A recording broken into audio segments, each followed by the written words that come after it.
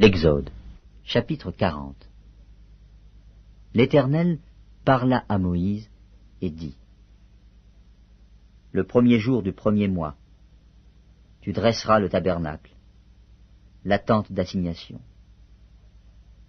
Tu y placeras l'arche du témoignage, et tu couvriras l'arche avec le voile. Tu apporteras la table, et tu la disposeras en ordre. Tu apporteras le chandelier, et tu en arrangeras les lampes.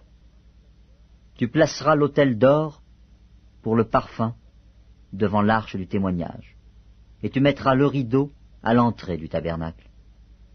Tu placeras l'autel des holocaustes devant l'entrée du tabernacle de la tente d'assignation. Tu placeras la cuve entre la tente d'assignation et l'autel, et tu y mettras de l'eau. Tu placeras le parvis alentour, et tu mettras le rideau à la porte du parvis.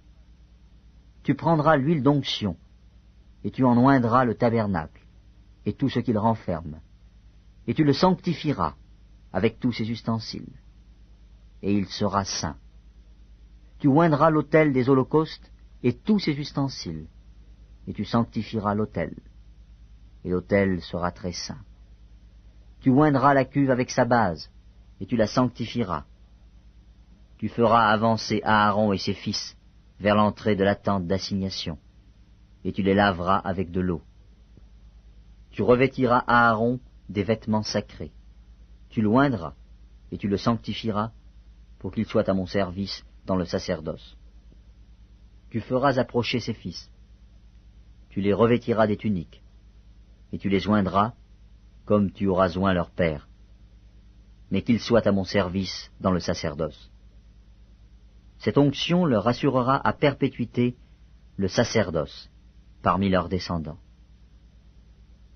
Moïse fit tout ce que l'Éternel lui avait ordonné. Il fit ainsi. Le premier jour du premier mois de la seconde année, le tabernacle fut dressé. Moïse dressa le tabernacle, il en posa les bases, plaça les planches et les barres, et éleva les colonnes. Il étendit la tente sur le tabernacle, il y mit la couverture de la tente par-dessus, comme l'Éternel l'avait ordonné à Moïse. Il prit le témoignage et le plaça dans l'arche. Il mit les barres à l'arche, et il posa le propitiatoire au-dessus de l'arche. Il apporta l'arche dans le tabernacle, il mit le voile de séparation, et il en couvrit l'arche du témoignage, comme l'Éternel l'avait ordonné à Moïse. Il plaça la table dans la tente d'assignation, au côté septentrional du tabernacle, en dehors du voile, et il y déposa, en ordre, les pains, devant l'Éternel, comme l'Éternel l'avait ordonné à Moïse. Il plaça le chandelier dans la tente d'assignation, en face de la table, au côté méridional du tabernacle, et il en arrangea les lampes devant l'Éternel, comme l'Éternel l'avait ordonné à Moïse.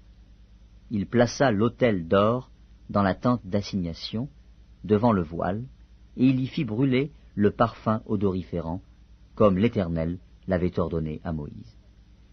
Il plaça le rideau à l'entrée du tabernacle. Il plaça l'autel des holocaustes à l'entrée du tabernacle de la tente d'assignation. Il y offrit l'holocauste et l'offrande, comme l'Éternel l'avait ordonné à Moïse.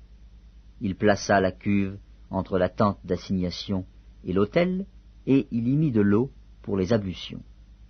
Moïse, Aaron et ses fils s'y lavèrent les mains et les pieds. Lorsqu'ils entrèrent dans la tente d'assignation et qu'ils s'approchèrent de l'autel, ils se lavèrent comme l'Éternel l'avait ordonné à Moïse. Il dressa le parvis autour du tabernacle et de l'autel, et il mit le rideau à la porte du parvis. Ce fut ainsi que Moïse acheva l'ouvrage. Alors, la nuée couvrit la tente d'assignation, et la gloire de l'Éternel remplit le tabernacle. Moïse ne pouvait pas entrer dans la tente d'assignation parce que la nuée restait dessus, et que la gloire de l'Éternel remplissait le tabernacle. Aussi longtemps que durèrent leurs marches, les enfants d'Israël partaient quand la nuée s'élevait au-dessus du tabernacle. Et quand la nuée ne s'élevait pas, ils ne partaient pas, jusqu'à ce qu'elle s'élevât. La nuée de l'Éternel était de jour sur le tabernacle, et de nuit il y avait un feu aux yeux de toute la maison d'Israël pendant toute leur marche.